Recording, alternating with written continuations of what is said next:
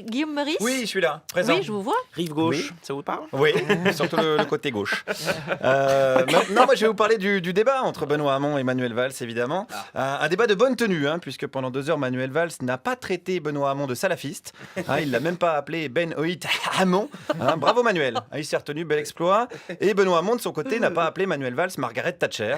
C'était pas évident non plus. Bravo à eux deux.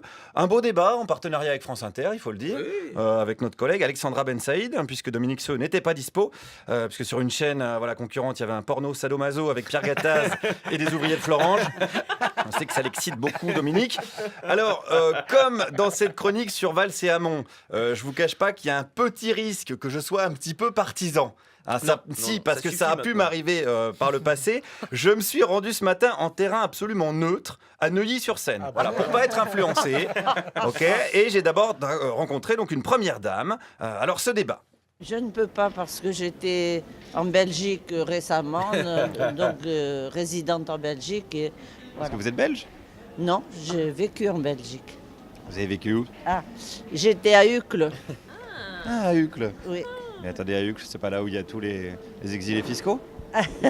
Non, c'était pas mon cas. Non, évidemment, on le sait, c'est le cas d'aucun Français là-bas, d'ailleurs. Bernard Arnault, il y allait pour la sympathie de la population locale. Bernard, on le sait, c'est un mec qui adore l'argent. Les gens. On sait qu'Arthur, par exemple, il adore le fric. Les frites, pardon, décidément les frites. Enchaînons avec un autre monsieur, est-ce qu'il a regardé le débat? J'ai pas pu, j'ai essayé de le faire, mais c'était insupportable. Vraiment. Pourquoi vous avez lâché alors? On dirait des gamins qui veulent jouer au grand. Et vraiment, c'est lamentable. Est-ce que c'était pas pareil avec Sarkozy, Fillon, etc.? Sarkozy avait une qualité, c'est qu'il n'était pas de l'établissement.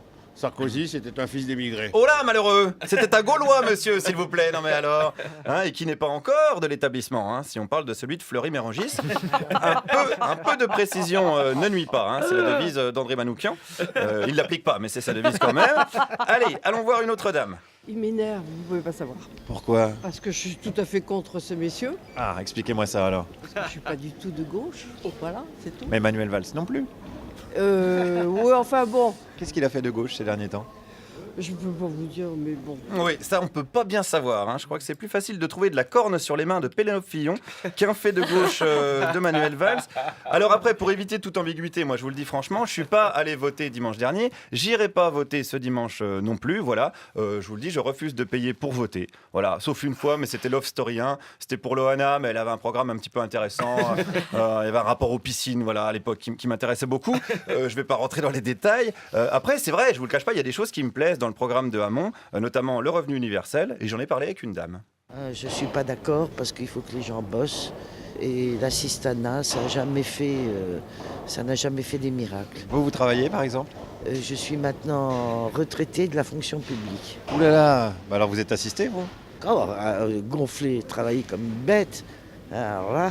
mais là vous travaillez plus? Non, là je suis retraité. Mais du coup là c'est vos petits-enfants qui payent votre retraite? Peut-être. Vous êtes assisté? Si vous voulez, je suis assisté. Il me semble un petit peu, oui, quand même. Bon, après, moi, j'ai rien contre ça. Je suis payé pour aller emmerder des gens, donc c'est pas mieux. Je suis une sorte de témoin de Jéhovah de la blagounette. Mais bon, c'est un choix de société. Et d'ailleurs, les choix, c'est pas facile à faire.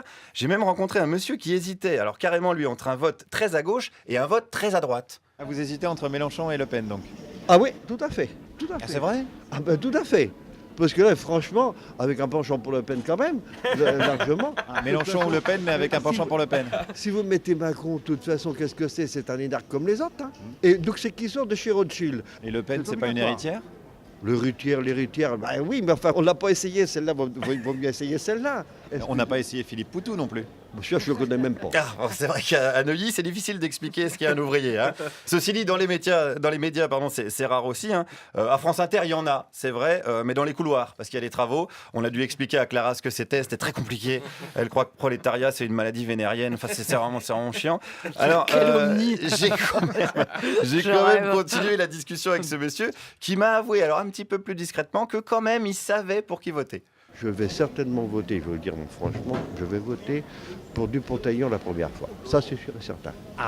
Est-ce que vous appelez ça quand même l'extrême droite? Ou est-ce qu'on peut appeler ça comme ça encore ou pas? Ah non.